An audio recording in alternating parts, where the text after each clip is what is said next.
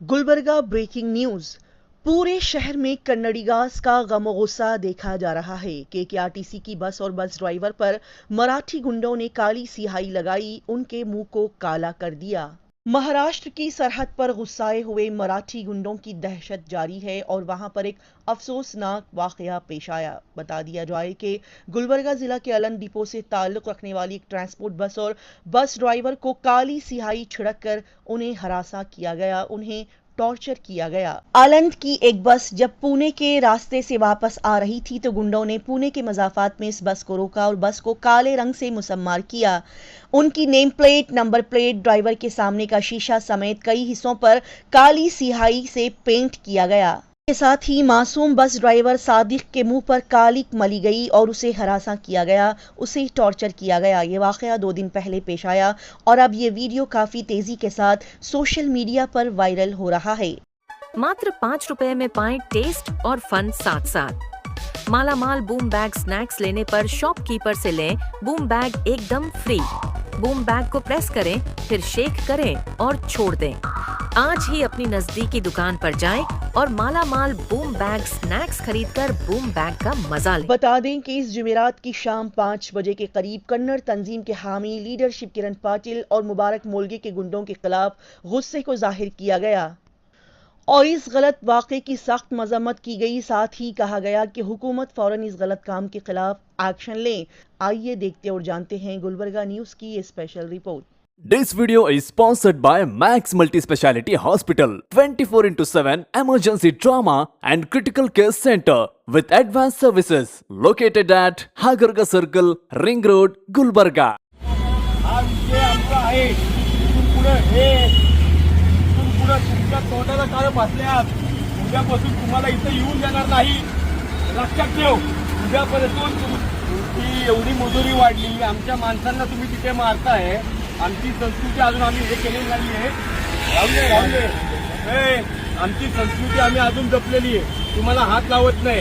याचा अर्थ असा नाही की मराठी माणूस शांत बसलेला आहे। मराठी माणसाच्या नादी लागू नका, एवढी हिंमत तुमची। तुम्ही लोक आमच्या राज्यातून आमच्या गाड्यांच्या काळा पाचण्याचा प्रयत्न करता, त्याच्या निषेधार्थ आज हा सगळा खेळ केलेला आहे आणि हे चालून देणार नाही। वेगळ्या इकडं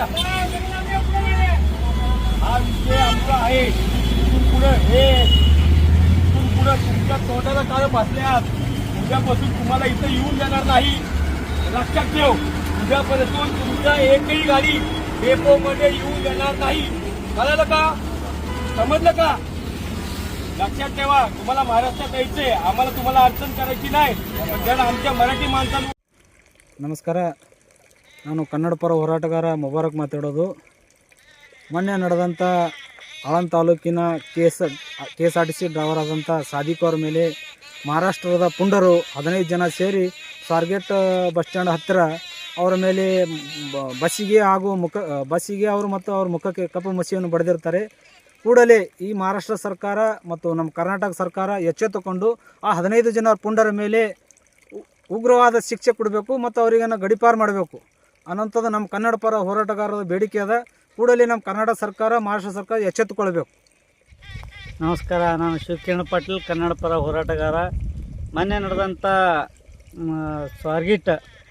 ಮಹಾರಾಷ್ಟ್ರದ ಸ್ವಾರ್ಗೇಟ್ ಬಸ್ ಸ್ಟ್ಯಾಂಡ್ನಲ್ಲಿ ಸಾದಿಕ್ ರಾಜಾಬಾಯಿ ಮುಲಿಗೆ ಈಶಾನ್ಯ ಕರ್ನಾಟಕ ರಸ್ತೆ ಸಾರಿಗೆ ಸಂಸ್ಥೆಯ ಒಬ್ಬ ವಾಹನ ಚಾಲಕರ ಮೇಲೆ ಒಂದು ಕಪ್ಪು ಮಸಿ ಮುಖಕ್ಕೆ ಎರಚಿ ಮತ್ತು ನಮ್ಮ ಈಶಾನ್ಯ ಕರ್ನಾಟಕ ವಾಹನದ ಮೇಲೆ ಒಂದು ಇದು ಬೆರೆಸ್ಕಿಸಿಂದ್ರ ಅಹಿತಕರ ಘಟನೆ ಮಾಡಿದ್ದಾರೆ।